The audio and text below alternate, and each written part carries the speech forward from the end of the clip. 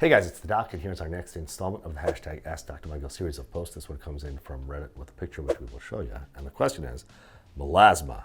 Hi, I've gotten melasma, sun damage spots above my lip. I read that it could be hormones or stress. I'm a girl in her 20s.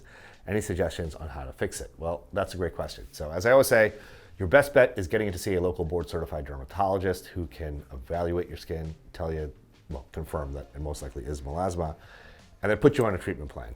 If you're in the New York City area, you can come see the doc. We see tons of melasma in both of my offices, but if you're not, I'm sure you can find a wonderful board certified dermatologist wherever it is that you are. So melasma is a very, very, very common issue. I see it every day I practice, multiple times a day, to be honest with you.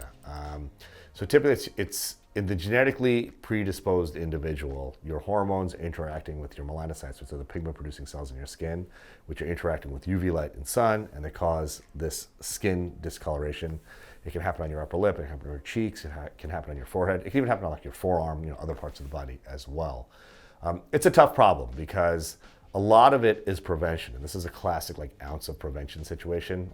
So typically what I tell my patients is, you have to use a titanium or zinc sunscreen that's at least an SPF 30, like it's going out of style. Even if it's snowing or raining outside, you gotta make sure you apply it. If you're out and about in the sun, make sure you wear a hat, sit in the shade when you can, and make sure you're applying your sunscreen frequently throughout the day. That's the single most important thing to keep it from getting worse. Now there are treatments for melasma as well, but if you're treating your melasma and you're not using the sunscreen, you're basically like filling a bucket of water with a hole in the bottom. So sunscreen is the most important thing. Then there are other things that can be done. The first step for mild melasma is, there's various topical preparations that can be used to treat melasma. Various bleaching creams or retinoids, etc.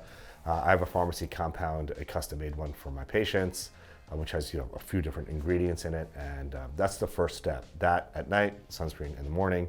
We start there. Most of my patients actually do pretty well on that regimen. But if they don't, then we start crossing over into other treatment modalities. There's various lasers that can be used to treat melasma, which we have the full gamut of in both of my offices. But good news is you can treat it, but you need to get in to see a board certified dermatologist, someone who has experience treating melasma, to get the job done. So I hope that answers your question.